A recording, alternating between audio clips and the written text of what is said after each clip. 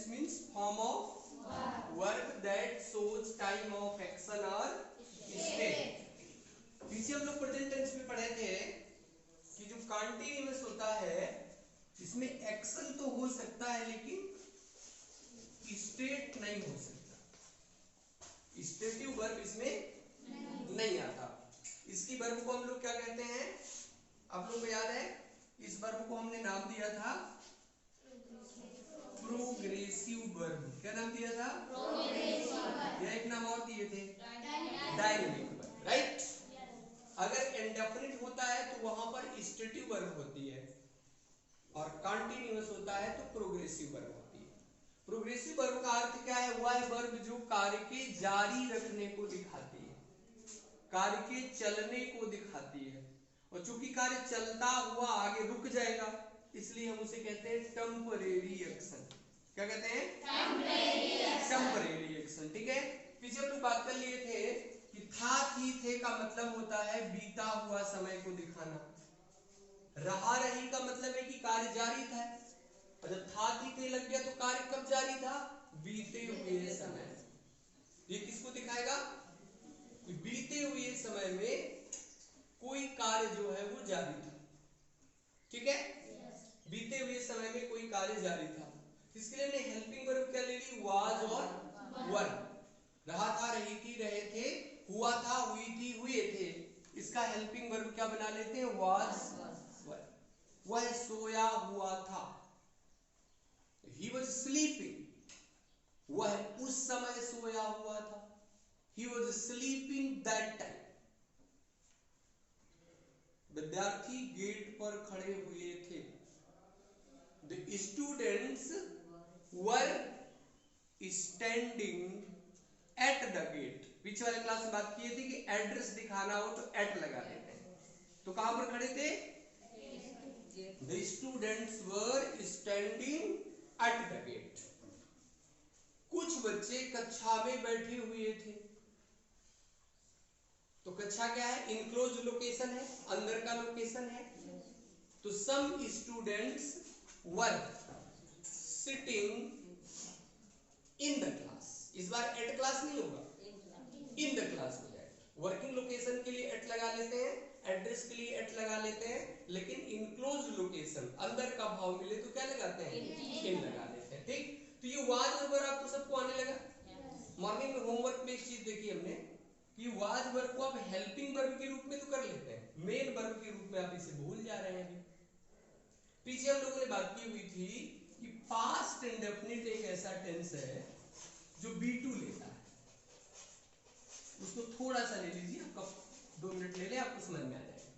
Past indefinite verb का कौन सा फॉर्म लेता है? B2। तो वहां वाज वर्ब किस रूप में आते हैं? मेन वर्ब के रूप में। बी मींस होना और उसका सेकंड फॉर्म क्या होता है? Was verb.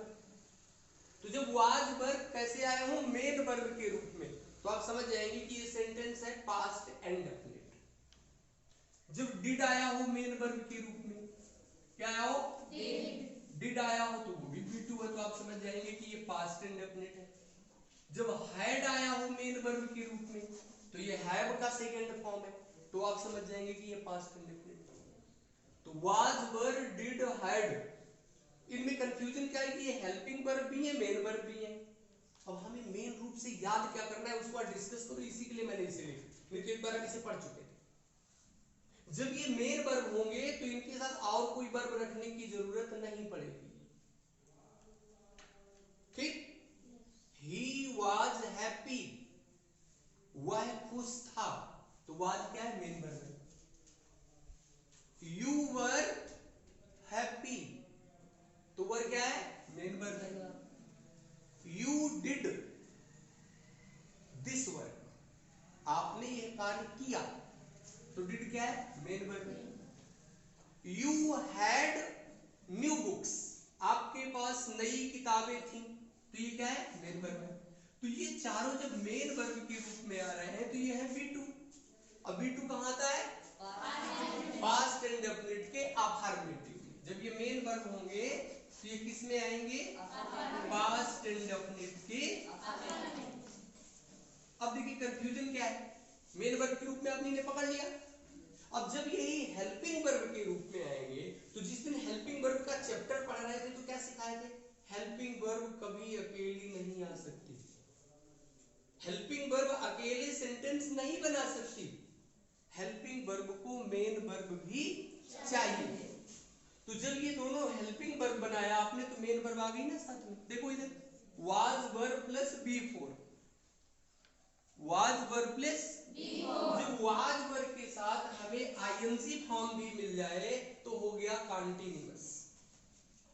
Okay, was verb के साथ बी4 मिल गया, आईएनजी फॉर्म मिल गया, तो ये है पास्ट कॉन्टिन्यूअस। क्या है? Past continuous. रहा था, रही थी, रहे थे, हुआ था, हुई थी, क्या चाहिए? Was verb plus B4. और जब वाज वर्ब अकेले आए हो तो ये मेन वर्ब है। फिर ता था, ती थी, ते थे, आ ई ए। वह अच्छा लड़का था, he was a good boy, तो वाज क्या है? मेन वर्ब है। तो वो कौन क्या है? स्टेट है। इंडेफिनिट में स्टेट भी दिखा लेते हैं ना, स्टेट वर्ब। तो ये दोनों क्या आ गई? लिंकिंग वर्ब के रूप में आ गई, ये भी लिंकिंग वर्ब के रूप में आ गया, और ये एक्शन वर्ब है आपका। जब ये आएगा तो क्या करेगा? एक्शन करेगा। किया, डिड मींस या करता था, ता था, ती थी, ते थे, ये भी इसी में होता है, आ ई ए भी इसी में होता है। किसको दिखाता है? बैक रिसेंट एक्शन, पीछे कोई कार्य हुआ, अब नहीं हो रहा, पास्ट का मतलब है बैक, जो पीछे हो चुका है। तो इसमें हम क्या लगा सकते हैं? Yesterday, yesternight, last night, last day, previous day, previous week, previous month, previous year, last year, कोई भी ऐसा समय जो पीछे के समय को दिखाए। आपको पता है समय दिखाने का काम कौन कौन करता है? फॉर्म ऑफ वर्ब या तो एडवर्ब ऑफ टाइम, तो इसके साथ एडवर्ब ऑफ टाइम भी लगा सकते हैं। ईस्टरडे क्या है? एडवर्ब ऑफ टाइम है। लास्ट डे क्या है?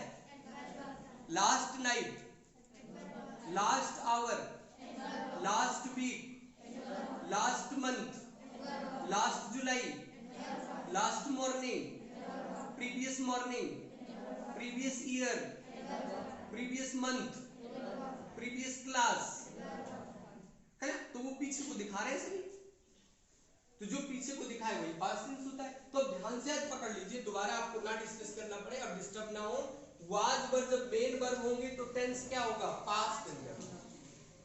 जब वाज वर्ब मेन वर्ब होंगे तो ये होगा पास्ट टेंस। और ये कौन सा फॉर्म? बी2 के रूप में आएंगे। किसके फॉर्म है ये? बी के। बी मींस होना, ओके। और जब हैड आएगा मेन वर्ब के रूप में तो ये हैव का बी2 है। हैव मींस रखना, हैव मींस उसका बी2 क्या है? तो जब ये बी2 बन के आएंगे यानी मेन वर्ब के रूप में आएंगे तो ये बी2 है। और अगर ये बी2 है तो पास्ट इंडेफिनिट को दिखा रहे हैं। किसको दिखा रहे हैं? Past indefinite. आपको पता है इंडेफिनिट टेंस क्या दिखाता है? Permanent action, frequent action. क्या दिखाता है? Permanent action, frequent action. बोलिए, परमानेंट एक्शन, फ्रीक्वेंट एक्शन। तो पास्ट इंडेफिनिट क्या दिखाएगा? ऐसा परमानेंट एक्शन जो पहले हुआ है। पास्ट का मतलब पहले, जो बीत गई। ठीक, हम रोज स्कूल जाते थे तो क्या है? परमानेंट एक्शन, इंडेफिनिट में दिखा है। सही है? पिछले वर्ष हमने सभी कक्षाएं पढ़ी, एक भी नहीं छोड़ी, सभी कक्षाएं पढ़ी, तो क्या है? Permanent action. तो परमानेंट एक्शन, फ्रीक्वेंट एक्शन को हम इंडेफिनिट में ही रखेंगे। प्रेजेंट का भी हो सकता है, पास्ट का भी हो सकता है, फ्यूचर का भी हो सकता है, एक्शन वही रहेगा, परमानेंट एक्शन। सही है? प्रेजेंट एक्शन में तो हम और भी दिखा लेते हैं, प्रेजेंट इंडेफिनिट में तो और चीजें भी सिखाए थे। Habitual action, regular action, time table वाला वर्क। सही है? ता है, ती है, ते है वाला भी तो समझाए थे। तो यहाँ क्या बदल गया? ता है की जगह ता था हो गया। Are you clear this? Listen carefully. कोई प्रॉब्लम हो रही है? तो ये डिस्कशन ध्यान रखें कि जब वाज वर्ब मेन वर्ब है तो वो पास्ट इंडेफिनिट का अफर्मेटिव सेंटेंस होगा, और जब वाज वर्ब हेल्पिंग वर्ब है तो फिर अपने साथ ये क्या लेंगे? तो एक चीज याद रहे, हेल्पिंग वर्ब कभी अकेला नहीं आता।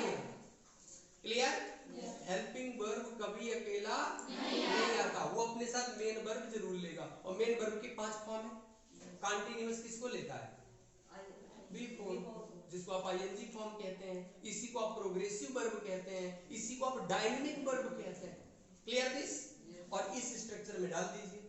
सबसे पहले क्या आएगा? सब्जेक्ट, फिर क्या आएगा?